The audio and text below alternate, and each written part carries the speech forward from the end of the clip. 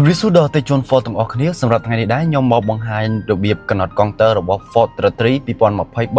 2024 និង2025អញ្ចឹង3 model ហ្នឹងការកំណត់ទៅកុងទ័រគឺដូចគ្នាបងអញ្ចឹងបើបងចង់បាន trip ទី1ឬក៏សម្ពាធកង់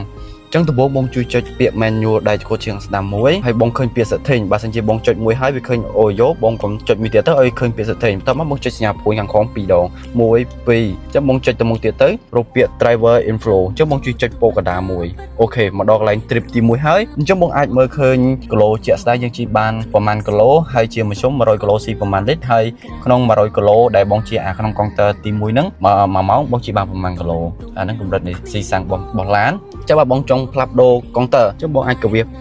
កន្លែងដៃឈ្មោះជាងស្ដាំពោកហ្នឹងបងកវាសមកខំមកដូរកុងទ័រ trip computer 2កវាសមកខំសម្ពាធកង់កវាសមកខំទៀតទៅទងនឹង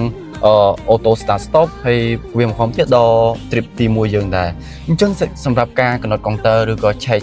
សម្ពាធកង់សម្រាប់ថ្ងៃហ្នឹងគឺមានតែប៉ុណ្្នឹងសូមអរគុណដល់អតិថិជន Ford ទាំងអស់គ្នា